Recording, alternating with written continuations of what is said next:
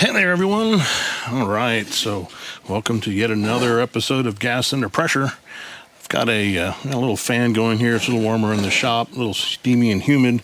Hopefully that's not going to make too much noise, but boy, we got something interesting for you here today. So what you see in front of you is an already pretty Frankenstein 237-ish. It has been put on a fount that has the bung that is offset. I don't recall the model number of that. Someone can probably tell me, but anyway, the bottom line is that the collar won't sit exactly straight with this thing at all. So it does kind of get offset, and it doesn't ride where it's supposed to. So to fix that, now a little backstory on what the whole deal with this is that with this lantern, I bought it as like a whole bunch of parts and pieces. It didn't have the vent, it didn't have a bail, no globe, and that was, I don't know if it had a generator or not. No, it didn't. And I'm not even sure if it had a collar. So it was just like a random selection of parts, but it was cheap. So this is early on in my career, and I was like, man, I would really like to have a 237. So that's what I ended up with. So I want to get this thing so it is sitting in the right proper orientation and all that. Now, I had bought a nickel fount for it because it's centered and it would work fine. But I thought, hey, wouldn't it be cool to put it on a Milspec fount? So there you go. I'm going to just basically swap the fount out. And the reason for doing that is, well, for one, this, in the Lone Star Coleman Collectors Group, of which I'm a member of, we just had a meeting, and one of our long-term members there, Curly, is moving out of state. So he was doing a fire sale and everything. So I got this weird, and you'll see if anyone knows Milspec, they'll know that this is an odd one, a weird a Milspec for $5, right? So couldn't pass that up. But essentially, this has got like a 220, I don't know, whatever, J or nah, it's earlier than that. But anyway, it's got one of the standard 220 burner setups on it. It's a dual mantle job, as you can see. And so as a result, it is a Frankenstein in itself. So I was like, what if I refranked everything and Frankenstein even further than it actually was? So that is what we're going to do today. So first step is that we're going to set this off to the side, and we're going to work on disassembly of this. I know that I got a new bail for this thing, and boy, I tell you, the spring steel that they use in these things is just crazy. It's so stiff, but it's rusted, and I'm thinking of doing a little bit of a little steel wool, and then try some gun bluing on it, some cold gun bluing, and see if that doesn't park the rust. I could also plate it with zinc plate it, but I don't know if I'm going to really want to work that hard. So I'm just going to go ahead and start breaking this down to get to the fount itself. So we're just going to set that there, set this here, and then start working our way to get this off. I love these because they're so easy to work on. I mean, it's like a wing nut and everything comes right off. So it also makes this pretty handy for what we're doing here, in that you can take this off without destroying the mantle, set it off to the side, and then this comes off here, that comes off here. We're already at the fount. There is a little bit of kerosene in there, but here you can see the offset bung on this, and that's why this is not working and why we want to get this off of here. So I'm gonna get this into the vise, and I tell you what, I know that heat comes every year in Texas, and I never really enjoy it, but oh man, nothing like remembering what it feels to have sweat in your eyeballs. So we'll be pausing the mop here frequently, I believe. Even with this little fan here, at least that keeps some air moving. Hopefully it's not causing any buffeting in the microphone. So let's get this in here, and then we will get this off real quick like.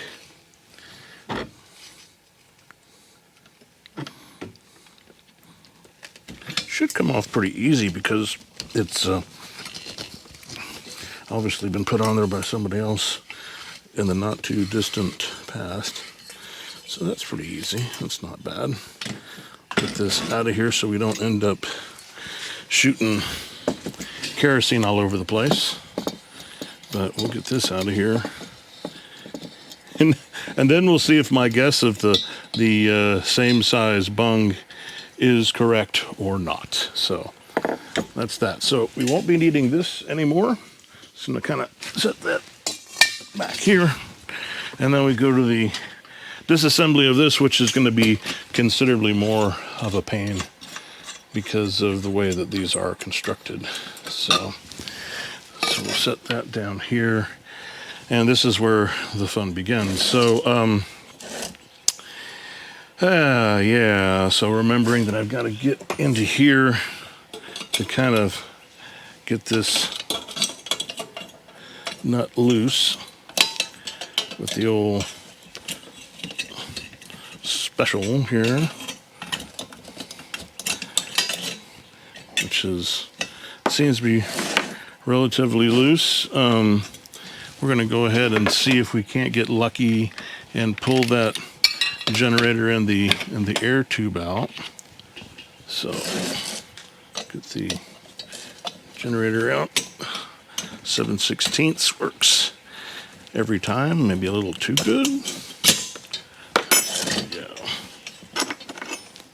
Still there. All right. Get that.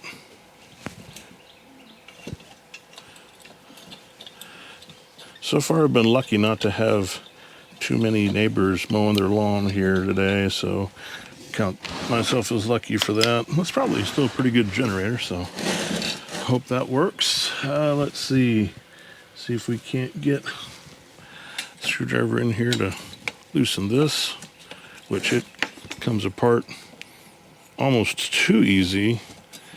This has me worried. See if we get this to. It doesn't want to spin. Maybe. There we go.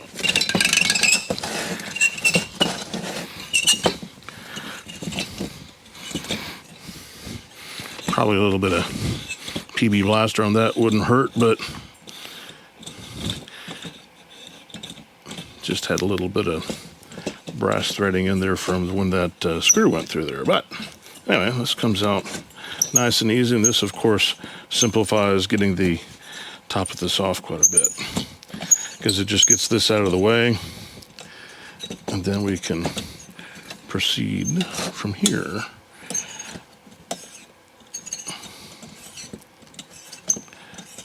This is when you discover exactly how many screw threads are needed for this thing.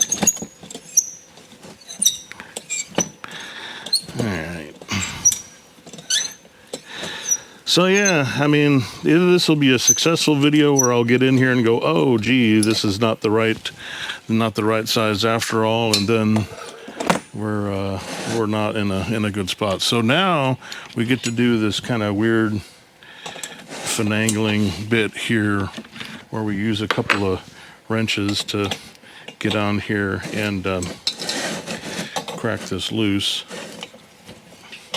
because let's see, that's not it.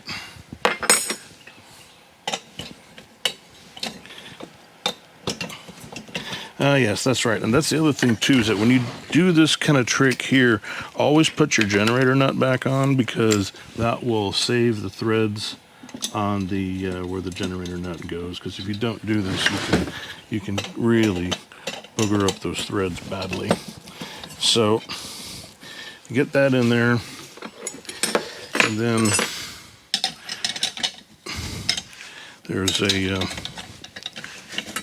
oh shoot, this comes that was not on there very tight. I don't know if that would have been a very good experience if someone had tried to pump that up and fuel it, because this is just coming off like that. But that's good. This makes this part really easy, because then I can get this out with very little trouble. Okay, so more spare parts. So these, the military ones, do not have a slot to take the collar off, so you have to remove the valve knob. So that'll come off very easily. That comes off like that. Then I have to unscrew the fuel cap because it's tethered to that. That comes off. We'll put this back. Well, we won't put that on there just now because we're going to unloosen this. This also seems to have a bit of a lean to it. And there's definitely some apprentice marks on here. You can see someone who's previously had that in a vise pretty good. So yeah, there's that. Now, well, we're going to try to straighten this out a little bit because it is got a little bit of a lean to it. So that looks better. It's got to lean this way too. So I'm going to go that with it. You know, and I don't really ever worry too much about bending these things straight again because, hey, you know, if they break, then you just get another one. So that's pretty straight. This is how you solve that leaning lamp problem. Now, we're going to get this sucker in here, and since it's already got vice marks on it, I'm not going to mess with the leather. I'm just going to send it. So put that in here, like that.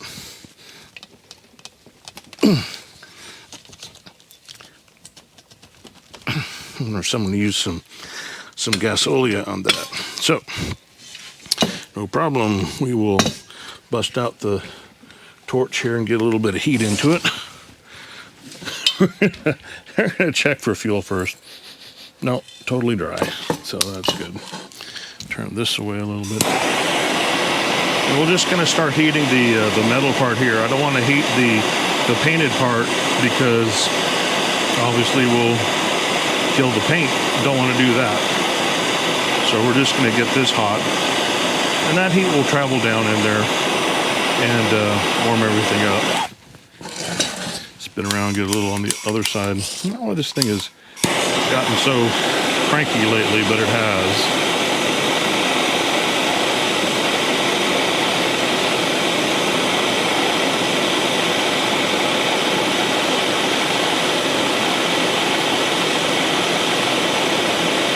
Okay, let's see if that's done some good for us.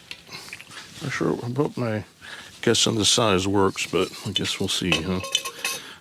We're all on this journey together here. There. See, and that just comes off just like nobody's business. Really easy. But yeah, it probably had some original sealant on there that kind of got reactivated whenever someone screwed this other thing in there. Or they may have put some on themselves. It doesn't really look like it. Their threads look pretty clean. So, okay. Moment of truth. Will it work?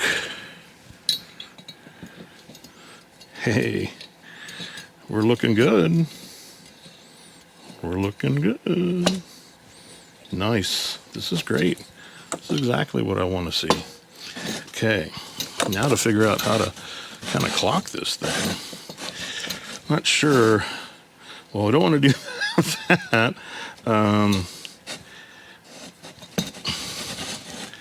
I guess I'm going to kind of do it like this. We'll have pump here, knob here, and then that's there. Our filler cap there, which I'm gonna, I don't know, should I put the that Milspec collar on it with the captive cap? Maybe I should. Maybe that'll also kind of tell me where this thing was clocked to. Oh, I can't because you won't have the spot for this to go through the tip cleaner, so that's fine. We'll just reuse the other collar, which is fine because I like it. It's nice. It's 237. It's shiny. It's pretty. So that's great. So we're going to do this. Poke this through the poke hole. and then get it settled down there. Looky there, it's centered like it's supposed to. That's fantastic. I also kind of feel like I really should have cleaned this up a little bit because, you know, it probably could use it. But hey, you know what? I'm a little bit lazy and I'm not going to work at it that hard. So what I probably might do though, this is a good, I know this one seals really well. I know the color is off. Yeah, the color's super off. So let's not do that. Let's take the captive chain off of it, and then we will probably have to replace the gasket because, you know, the gasket is probably dead. Well, that's fine because gasket replacement's really pretty fast. Get this here. Whoops. Hope that wasn't too loud. Okay, that's good. Yeah, we're going to go ahead and replace this gasket while we're in here because it's like we're right here, right? So maybe, hey, you know what? I can actually secure this in the same fashion because it would just go just like that. Well, here, we'll use this camera because that's easier for me to get to, but it would be pretty easy to move that over. So I may do that. And then we'll have a captive cap, which is great. For now, we're going to, because I can touch that, so that's good. I'm going to set that one, and I'm going to get my burning brick out. I think I still got some water in here. Yeah, I do. That's good. Torch. Fire.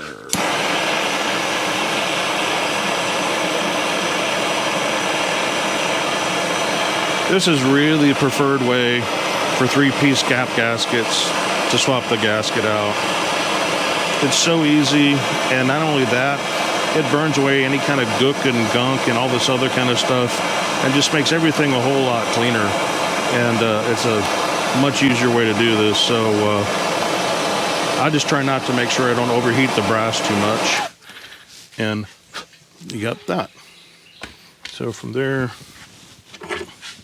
get these pliers, which are probably not really the right ones to use for this, but I'm gonna throw it in the water. Whew, God, that's just, ugh, stinky. Ugh, man. Okay, so always there's a little bit of crud left in here, and for that I have these dentist picks, which makes it easy to pull out the rest of the remaining gasket and get it cleaned out in no short order. Man, even as much as I fired that one, I feel like I could have gone a bit longer because there's still quite a bit of junk in there. Huh. Wow. You know, the only reason I used to just really sand it with these things, and then I saw someone, they melted theirs, and I was like, oh man, I definitely don't want to do that. And but it looks like this one could use a little bit more because I just don't want to have to pick away at it too much, but it should be pretty easy now that most of that is gone. We just got to drive off the water and cook the rest of the stuff out. That rubber, whenever it gets crystallized and hard, you'll get a lot of debris in there that doesn't want to come out, and this is a sure way to get it all out of there. So yeah, that's actually quite a bit that's still in there. Okay, all right. One more time.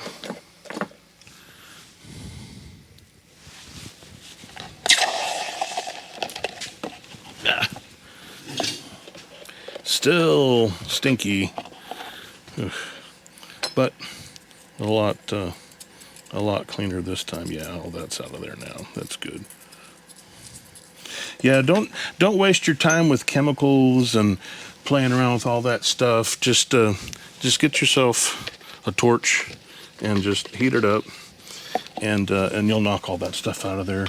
A little brush at the end there to kind of clean it up, and you're good. So okay, so that cap gasket. Oh man, if I just find 1 spare inch of space here, huh? Okay, got a number of cap gaskets here.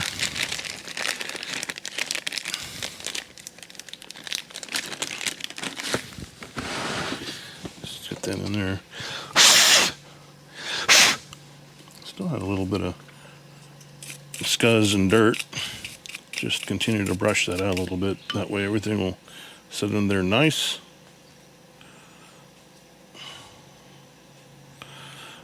Yeah, the 3-piece cap, I mean, I know people say, oh my gosh, they're so dangerous.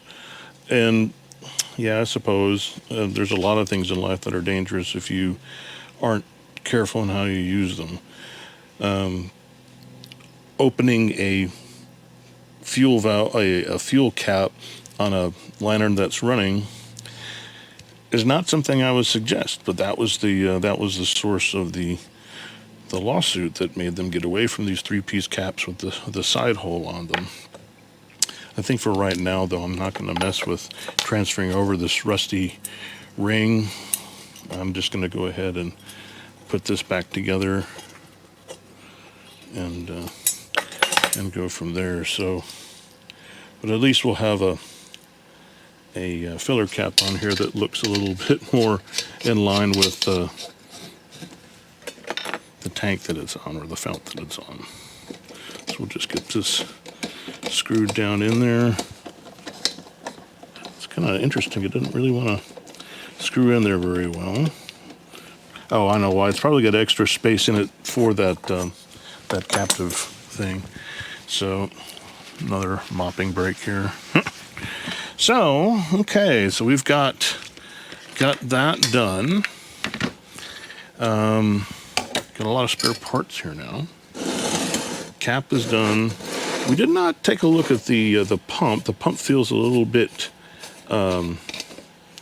stiff and a little bit dry, and that's okay. So what we can do with this is that I've got a bottle of neat's foot, and you know, a lot of times what I do with this stuff is that I will first thing I do when I take the lantern apart is I put the pump leather directly in here and let it soak while I'm doing this, and go out that way. But the cool thing here is that this actually didn't feel too bad. It just felt a little gummy. So I think everything's going to work just fine as long as we can get this back in there. And the oil that's in there will probably help loosen everything up. So yeah. Yeah, the B pumps are some of the best ones out here. I really like the feel of them. They really are nice. Oh yeah, plenty of airflow. So we've got that going. Just kind of I don't want to put the neat's foot oil on the thing that I'm using to mop my face. So the other cool thing about putting this on a Milspec fount here is that now I get a part storage area, so I can put extra mantles and whatnot in here, and that way I can be able to swap stuff out and without having to carry extra stuff around. So what do we do next? Well, we just put this stuff back on. That's all there is to it, right? So let's grab this, and we're going to try real hard not to wreck the mantle as we do this. Come on. You got to get in there.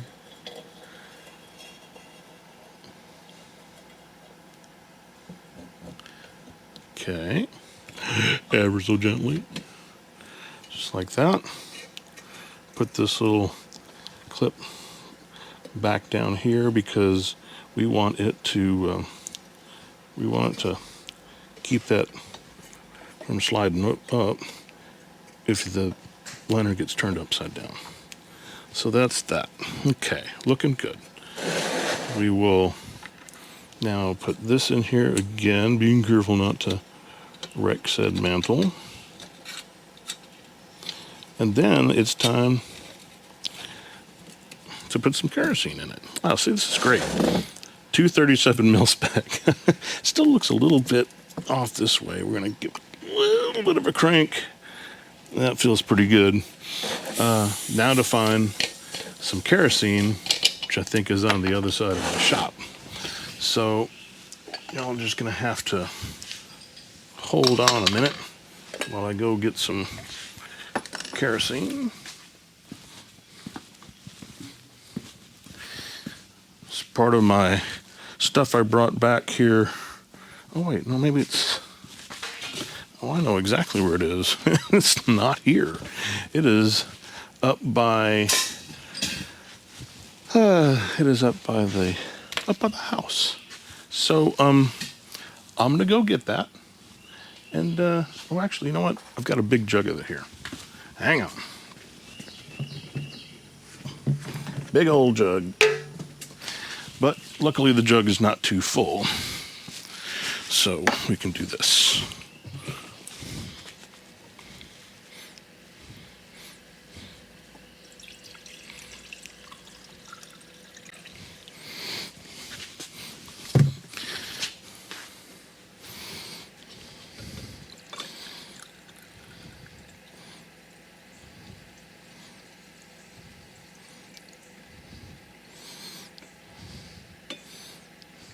That in there. I'll give it another shot just because I'm looking at all this dirt on the top of my tank, so as I pour over, I'm like, please don't fall off into the cup, because the my fuel filter I've got here has got a big old hole in it, so it's really more of a funnel than it is a filter funnel. But at any rate, there we go. All right. Okay. All fueled, and we're going to go ahead and set this back from whence it came.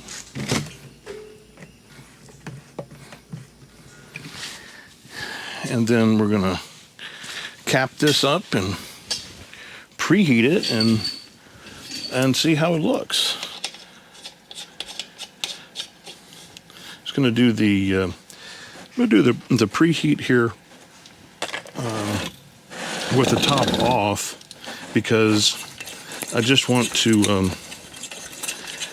be able to, it'll be a lot easier.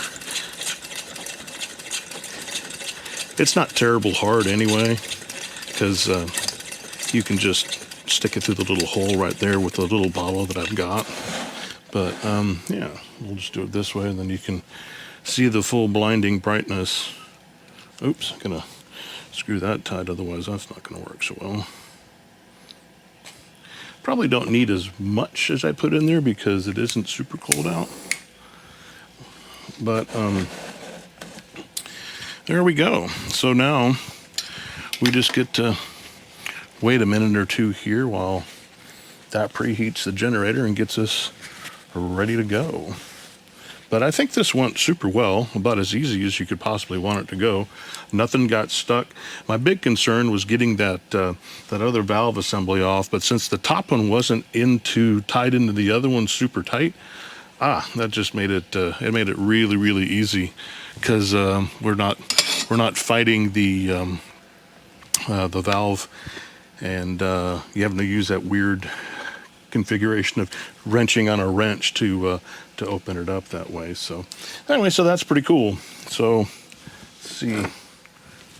I haven't run this 237 in a long time. I was taking it out on some of our Airbnb trips, and it worked really nice there. But it'll be even better now that we've got a little bit of storage space, and it's nicely centered, and it's an interesting Frankie, right? So it was franked before, now it's franked even more. So there we go. The only thing about this, having this fan here, I probably should just kind of unplug it, because I think we're still getting even though I'm not pointing it over here, I'm still getting a little bit of a breeze on it. But it's looking pretty good. I'm feeling kind of bold, but you always want to preheat kerosene a lot. You don't ever really want to be in a rush. I'm kind of waiting for that to get down a little bit lower in the cup before I hit it. But think I'm about ready to give it a try. Oh yeah. Yeah, no problems. Just fine. So there we go. It's a 237 Milspec. And yeah, we can set the globe on here so maybe it's a little less blinding, but that's the idea. I won't really put the bail on, but that is what it looks like when she'll be running. So yeah, nice Milspec fount, fits perfect, and yeah, I like it. I think this is going to be very handy for when we're going camping, to have the little part storage in it. So there we go. I know I was talking about bluing this handle here. Maybe we'll take a look at that, see how quickly we can make that happen. I'm not exactly sure how quick it'll happen, because usually the problem here is the surface prep and getting all the rust and whatnot off first. So I'm just kind of looking to see how long that's going to take, and if y'all want to stick around for it. It's going to take a little while, I can tell. But what we'll end up with is a black handle that hopefully will not rust. This stuff rusted very, very easily. This is a reproduction one that I got, and it rusted super easy. So anyway, well, maybe we'll save that for another time, because otherwise we'll be sitting here for a long time. But anyway, that is all I have here for this one. Hope you enjoyed it. Hope to be getting back more in the way of making some more videos. I look up at the top here and I see that my camera at the top at some point changed angle. So I don't know how much of this stuff you folks missed, but I don't know. I guess I'll switch to the other camera over there before we do anything else. Anyway, that is it. So thanks for watching, and until next time, keep them lit.